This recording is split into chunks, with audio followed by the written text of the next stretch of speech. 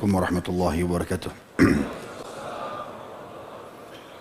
Alhamdulillah, tidak pernah berhenti kita memuji Sang Pencipta Allah atas segala nikmat yang dilimpahkan kepada kita. Seorang muslim sangat yakin kalimat Alhamdulillah, kalimat yang sangat mudah diucapkan dengan lisan, penuh dengan berkah, dan juga diikuti dengan janji Allah yang benar, dijadikan sebagai kalimat syukur dan berterima kasih oleh Allah Subhanahu wa Ta'ala. Dan dengan kalimat sederhana ini mudah untuk diucapkan, semua kebutuhan kita di roda kehidupan di muka bumi ini akan dipenuhi olehnya. Maka jadilah orang yang selalu membasahi lidah dan bibirnya dengan kalimat Alhamdulillah. Juga kita manjatkan selanjutnya salam hormat kita, salawat dan taslim kepada manusia terbaik, manusia yang telah dipilih oleh Allah Subhanahu wa Ta'ala untuk membawa risalah langit sekaligus menutupnya. Tidak ada lagi Nabi dan Rasul setelahnya. Sebaik-baik suri tauladan, orang yang paling layak untuk dicintai, dicontohi. Dan juga Allah Subhanahu wa Ta'ala menjadikan pengucapan salam hormat kepadanya dan menjadikannya sebagai suri tauladan, sebagai ibadah. Maka sangat wajar setelah memuji Allah Alhamdulillah, kita selalu memanjatkan salawat dan taslim kepada Nabi besar Muhammad sallallahu alaihi wasallam. Pertama-tama saya mohon maaf teman-teman karena keadaan kondisi tenggorokan lagi kurang sehat, manusiawi. Semua orang bisa sakit. Dan ini menandakan memang kita manusia lemah. Tapi insya Allah ini tidak akan mengendorkan kita untuk terus menuntut ilmu dan juga menyampaikan ilmu. Seperti biasa, kita akan membahas sebulan sekali tentang serial sahabat-sahabat Nabi yang mulia. Sebaik-baik manusia setelah para nabi-nabi dan rasul. Orang yang langsung sudah hidup melihat Nabi SAW dengan mata kepala mereka. Beriman, berjuang, berkorban, dan meninggal dalam keadaan iman dan Islam. Tokoh-tokoh yang sangat layak untuk dipelajari kisahnya, dijadikan sebagai suri tauladan. Dan pada siang ini insya Allah semoga Allah berkahi, kita akan bahas salah satu sahabat yang mulia yang dulunya termasuk pembenci Islam, bahkan berusaha untuk membunuh Nabi SAW. Namun hidayah Allah datang kepadanya. Thumamah bin Usal radhiyallahu anhu, pemimpin suku Hanifah yang masyhur sebagai suku pensuplai makanan pangan atau pangan untuk masyarakat Mekah. Awal mula kisahnya teman-teman sekalian, Thumamah ini adalah pada tahun 6 Hijriah, tepatnya di bulan Muharram.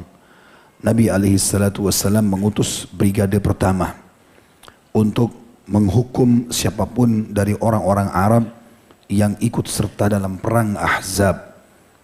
Surah nomor 33 dalam Al-Quran dikenal dengan surah Al-Ahzab, menceritakan tentang kelompok-kelompok yang bersatu untuk memerangi kaum muslimin dan Nabi SAW. Maka Nabi SAW setelah selesai perang Ahzab atau perang Khandak ini mulai menyerang, membentuk pasukan-pasukan menyerang dan menghukum suku-suku Arab ini. Brigade yang pertama atau Sariyah pertama yang diutus Nabi SAW di bulan Muharram itu dipimpin oleh Muhammad bin Maslamah radhiyallahu anhu. Itu kebetulan diutus ke suatu wilayah mendatangi suku namanya Bani Qirta di daerah Dariyah, tepatnya di wilayah Baqarrat atau Barakat, ya, Baqarrat di daerah Najd, jadi utara Jazirah Arab. Jaraknya dari kota Madinah pada zaman itu kurang lebih 7 hari 7 malam menunggangi kuda tercepat. Maka Nabi SAW mengutus Muhammad bin Maslamah yang dinamakan dengan Sariyah.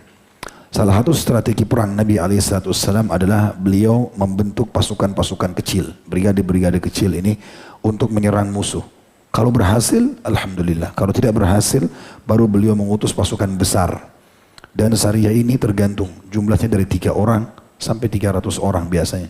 Ada sebagian ahli sejarah mengatakan 3 sampai 100 orang.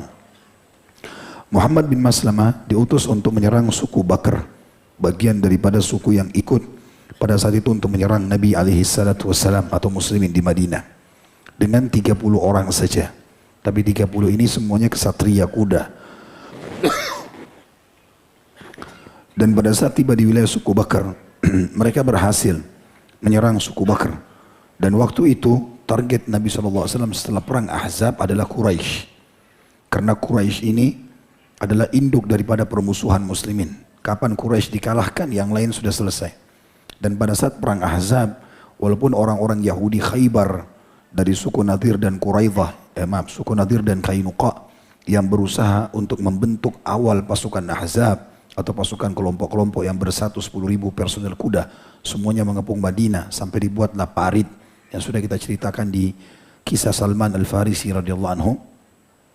Tapi yang menjadi induk kekuatan adalah orang Quraisy. Karena dari 10.000 pasukan kuda, 4.000 dari Quraisy.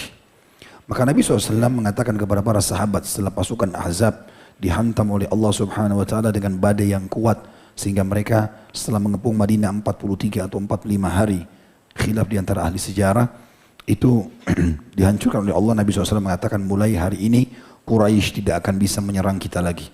Janji dari Allah Subhanahu wa taala. Maka Nabi SAW targetnya Mekah. Tetapi sebelum ke Mekah, beliau harus membersihkan suku-suku yang ada di sekitar Mekah. Salah satu suku yang sangat berpengaruh yang merupakan sekutu Quraisy adalah suku Bakr. Ya. Maka Nabi SAW menuju ke sana, kemudian menyerang mereka dengan Muhammad bin Maslamah ini radhiyallahu anhu. Namun suku Bakr begitu mendengar pasukan muslimin datang, maka mereka melarikan diri. Dan pada saat itu Muhammad bin Maslamah mendapatkan ganimah yang sangat banyak, 100 ekor unta dan 3.000 ekor domba. Namun teman-teman sekalian, Muhammad bin Maslamah tidak mengenal semua orang suku Bakr. Siapa yang didapat, itu yang ditawan, dibawa pulang ke Madinah. Subhanallah, waktu Muhammad bin Maslamah pulang dari suku Bakr ini menuju ke Madinah, lewatlah seseorang yang dia tidak kenal. Lagi menggunakan di atas untanya sendirian, kemudian jalan menuju ke Mekah. Dia fikir ini adalah bagian dari suku Bakr. Maka diambillah oleh Muhammad bin Maslamah, ditawan. Dia nggak tahu siapa orang ini. Sampai ke Madinah, disampaikanlah kepada Nabi SAW, begini ya Rasulullah beritanya. Maka pada saat diberitakan, Nabi SAW gembira. Alhamdulillah, berarti suku Bakr sekarang, walaupun mereka tidak sempat tahu berapa jumlah pasukan Islam. Mereka tidak tahu jumlahnya. 30, mereka tidak tahu. Kalau mereka tahu 30, mungkin mereka melawan. Tapi begitulah mukjizat yang Allah berikan kepada Nabi SAW. Karena beliau mengatakan salah satu mukjizat beliau adalah Allah memasukkan rasa takut di dalam musuh-musuh, di dalam hati musuh-musuh beliau, itu jarak perjalanan 1 bulan. Artinya sebelum Nabi SAW menyerang, mereka sudah pada takut semuanya. Itu yang terjadi. Maka pasukan Nabi SAW ini ditakuti dan mereka pergi semuanya. Dan mereka tidak tahu jumlahnya. Intinya, pas tiba di Madinah, Nabi SAW terima 100 ekor unta tadi, kemudian 3.000 ekor domba, kemudian dibagikan kepada para mujahidin, dibagikan kepada para fuqara, dan seterusnya. Lalu Nabi SAW tanya, mana tawanan-tawanan perang kalian? Ditunjuk oleh Muhammad bin Maslamah, ini ya Rasulullah, ada berapa orang? Nabi temuin satu persatu. Begitu lewat di satu orang, Nabi SAW kaget. Lalu Nabi balik ke arah Muhammad bin Maslamah dengan teman-temannya, sahabat yang lain. Apakah kalian tahu siapa orang ini? Jadi Nabi SAW tanya mereka, tahu nggak ini tawanan? Mereka bilang tidak. Kata Nabi SAW, ini Thumama bin Usal. Thumama bin Usal ini, kita perlu tahu kedudukannya. Dia teman-teman adalah salah satu pemuka suku Hanif atau suku Hanifah. Siapa suku Hanifah ini? Kalau kita gambarkan telapak tangan saya ini saja adalah Jazirah Arab. Maka suku Hanif itu berada di dekat timur Jazirah Arab di bagian tengah. Dan pada saat itu setiap orang yang datang dari Persia atau dari Yaman mau menuju ke negeri Syam pasti lewat di suku ini. Dan suku ini adalah suku yang paling besar memproduksi gandum. Dan Mekah yang berada di sebelah suku Hanif ini, tentu Mekah dibandingkan Hanifah ini kecil sekali Quraisy. Hanifah itu suku Hanifah dari dekat Yaman sampai menuju ke dekat negeri Syam. Hampir 1/4 atau 1/3 Jazirah Arab itu suku mereka. Maka pada saat itu mereka adalah pensuplai gandum atau makanan pokok orang-orang Jazirah Arab termasuk Mekah. Maka Nabi SAW berkata kepada Muhammad bin Maslamah, apakah kalian tahu ini? Dia bilang tidak. Kata beliau, ini Thumama bin Usal, salah satu pemimpin suku Hanifah. Saya kasih gambaran juga lebih jauh teman-teman. Suku Hanifah ini, atau saya mulai dari Thumama bin Usal ini, radhiyallahu anhu, nanti masuk Islam tentunya. Dia termasuk salah satu orang yang disurati oleh Nabi SAW. Jadi Nabi SAW mengirim surat ke raja-raja dunia, itu untuk mengajak mereka masuk Islam, ke Kaisar Romawi, ke Kisra Persia, ke Najasyi yang ada di Ethiopia. Kemudian banyak surat-surat, di antaranya adalah kepada Thumama bin Usal ini. Karena dia dianggap menguasai setengah atau 1/3 dari Jazirah Arab. Dia dianggap raja-raja Arab. Tapi karena Thumama nolak, Thumama merasa siapa ini Muhammad, dia nggak kenal. Dan dia sekutunya orang Quraisy. Dia tanya Quraisy mengatakan tidak ada nilainya di sisi kami lah segala macam. Akhirnya Thumama ini mengambil kesimpulan kalau Muhammad ini pendusta lah, penyihir lah, diikuti orang-orang Quraisy. Dan dia selalu berusaha ingin membunuh Nabi SAW, tapi tidak pernah berhasil. Salah satu yang pernah dia ngatur makar pada saat ingin membunuh Nabi SAW dan para sahabatnya, itu dia bentuk pasukan besar dan dia minta orang Quraisy membuka jalan supaya bisa memberikan kesempatan untuk membantu umat Islam. Dan Quraisy setuju. Tetapi ada pamannya yang melarang dia, mengatakan jangan kau lakukan.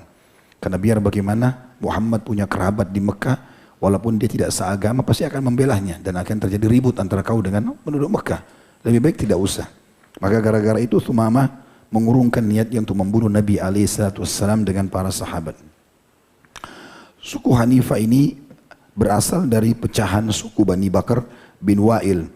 Hidup di wilayah sekarang yang disebut dengan ibu kota Saudi, Riyadh. Ya. Jadi di sekitar situ suku Hanifah dan sampai sekarang mereka masih di situ.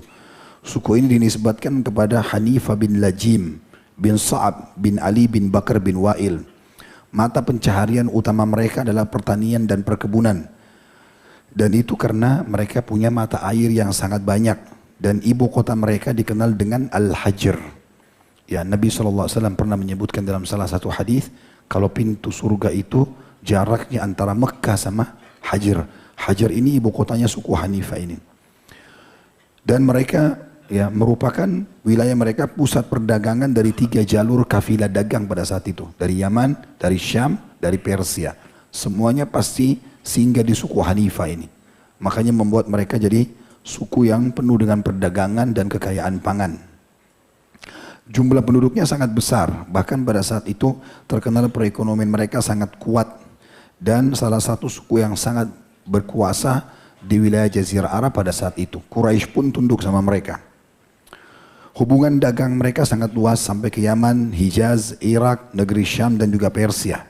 Kemudian keluarga Saud sekarang, keluarga Saud Saudi yang menjadi pemerintahan, pegang pemerintah Saudi itu dari suku Hanifah.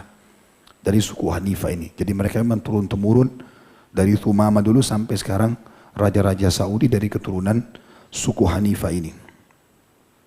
Sementara wilayah mereka sendiri dikenal dengan wilayah Yamamah. Dan di Yamamah itu berada di tengah-tengah Jazirah Arab. Dan hal ini yang membuat akhirnya tempat itu menjadi tempat yang sangat strategis. Dan dia termasuk ya, wilayah yang memproduksi gandum terbesar di Jazirah Arab. Jadi punya pengaruh yang sangat besar.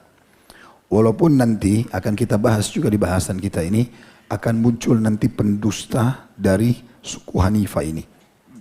Yang akan dilawan oleh Thumamah bin Usal, yaitu Musailamah Al-Kadzab. Yang terkenal nanti mengaku sebagai nabi palsu. Ya, itu dari suku Hanifah ini. Baik, kita kembali ke kisah kita tadi teman-teman sekalian. Akhirnya Nabi SAW berkata kepada para sahabat, coba perlakukan dengan baik orang ini. Perlakukan dengan baik, terutama khususnya Thumamah. Karena mereka ini adalah orang-orang Arab dan ngerti bahasa Arab. Dan Al-Quran turun dalam bahasa Arab.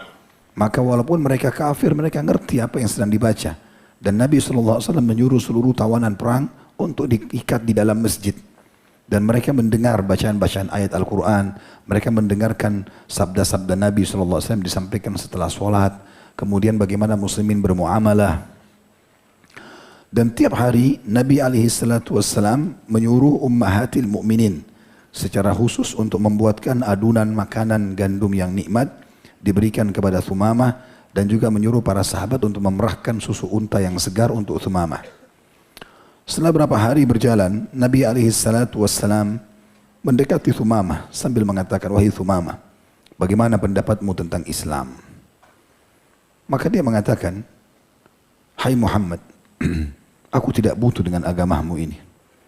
Tapi kalau kau memaafkan aku, engkau telah memaafkan orang yang tahu berterima kasih. Dan kalau kau bunuh aku, maka engkau telah membunuh orang yang di belakangnya banyak darah yang siap tertumpah. Dan kalau kau hanya butuh duit, uang, minta berapa saja akan aku kasih. Nabi SAW biarkan saja. Perlu teman-teman fahami juga dan garis bawahi satu hal penting. Di zaman dulu, kalau ada tawanan perang, maka tawanan perang ini mungkin cuma 5% bisa hidup. Umumnya dibunuh.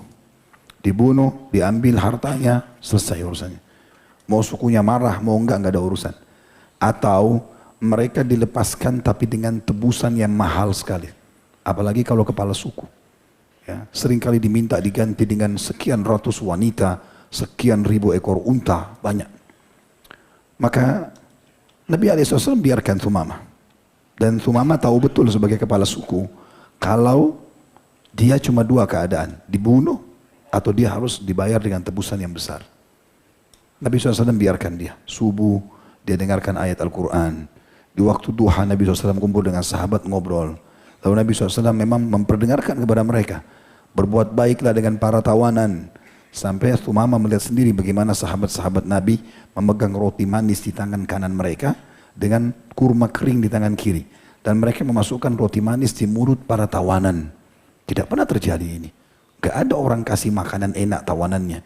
Tawanan perang gak dibiarkan mandi, gak dibiarkan kotor, mau mati, mau membusuk, dibiarin. Makanan pun kalau dikasih syukur. Kadang-kadang dibiarin gak makan sampai badannya kurus, mati kering. Ini makanan yang manis. Lalu sahabat Nabi memindahkan kurma kering ke tangan kanan mereka dan makan. Para tawanan lihat dan itu semuanya. Tidak mungkin terjadi. Maka dia pelan-pelan tersentuh melihat kejadian tersebut. Besok hari setelah dia dengarkan juga ayat di sholat maghrib, sholat isya, sholat yang jahar. Nabi SAW datang lagi. Wahai Thumamah, bagaimana pendapatmu? Dia bilang, hai Muhammad, jawabanku sama. Kalau kau bunuh aku, kau bunuh orang yang banyak darah yang siap tertumpah di belakangnya. Kalau kau membebaskanku, kau bebaskan orang yang tahu berterima kasih. Kalau kau minta harta, minta sesukamu. Nabi SAW tinggalkan. Dibiarkan lagi. Terus begitu sampai 3 hari. Setelah hari ketiga, Nabi SAW sudah biarkan dia mendengarkan ayat-ayat Al-Quran. Maka tiba-tiba Nabi SAW tanya lagi. Setelah 3 kali bertanya betul-betul, ini yang keempat kali. Bagaimana pendapatmu hai Thumamah? Yang keempat kali ini semua mengatakan sama jawaban saya hai Muhammad. Dia kaget waktu Nabi SAW mengatakan, bebaskan Thumamah tanpa tebusan, jangan ada yang ganggu. Maka Thumamah pada saat itu kaget melihat kejadian tersebut, dilepas ikatannya dan dia disilahkan oleh para sahabat, silakan hai Thumamah pulanglah. Dia nggak percaya, apa benar nih? Nggak ada tebusan, nggak ada coretan sedikit pun di badannya, padahal dia tawanan perang. Dan sebelumnya, perlu kita garis bawahi dalam buku-buku sejarah, Nabi SAW sempat menghalalkan darahnya Thumamah. Gara-gara dia pernah sudah mengatur strategi untuk membunuh Nabi SAW dan para sahabat. Jadi waktu Nabi hijrah ke Madinah, salah satu yang Nabi sebut namanya, disebut langsung, boleh dibunuh, Thumamah bin Usal. Tapi pada saat dia ditawan, Nabi SAW bebaskan tanpa terluka sedikit pun, tanpa ada tebusan. Maka dia dalam kondisi malu dan kemudian juga penuh dengan keheranan, dia jalan menuju ke pintu gerbang Madinah. Di sana ada satu mata air, sering orang Madinah ambil, tidak ada pemiliknya. Maka dia pun mandi di situ, lalu dia ganti bajunya, dia kembali ke masjid. Dia berdiri, lalu dia mengatakan, Asyhadu an la ilaha illallah wa anna Muhammad Rasulullah. Masuk Islam dia. Maka Nabi SAW senyum menyambutnya. Siapa ini? Kepala suku Hanif.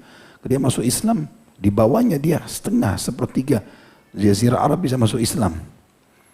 Maka para sahabat sempat tanya, kenapa kau masuk Islam hai Thumamah? 3 hari Nabi SAW tawarkan kau Islam, tidak mau. Lalu dia menghadap ke arah Nabi SAW dia mengatakan demi Allah hai Muhammad, dulu tidak pernah wajah yang aku benci mengalahkan wajahmu. Kau orang yang paling aku benci dulu. Karena cerita yang sampai ke aku. Yang kedua, tidak ada negara agama yang lebih aku benci dibandingkan agamamu. Dan yang ketiga, enggak ada wilayah, negeri, kota yang aku lebih benci daripada kotamu. Demi Allah sekarang hai Muhammad, engkau adalah orang yang paling aku cintai. Agamamu yang paling aku cintai dan aku sukai, serta negerimu Madinah negeri yang paling aku sukai.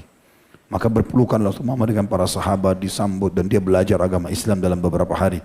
Makin dia dengarkan ayat Al-Quran, makin tertanam iman dalam hatinya.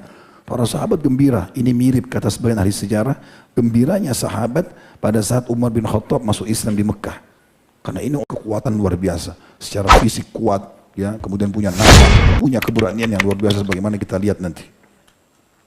Dia mulai ikut sholat, dia mulai ikut ibadah. Nabi SAW lihat setiap habis sholat di ujung, Nabi SAW mengucapkan kalimat, laqad hasuna islam sahibikum. Sungguh Islamnya teman kalian ini sudah sempurna, bagus Islamnya. Orang ini serius dalam Islam.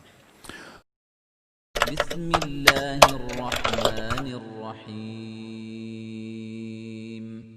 الحمد لله الذي أنزل على عبده الكتاب ولم يجعل له عوجا قيما لينذر بأسا شديدا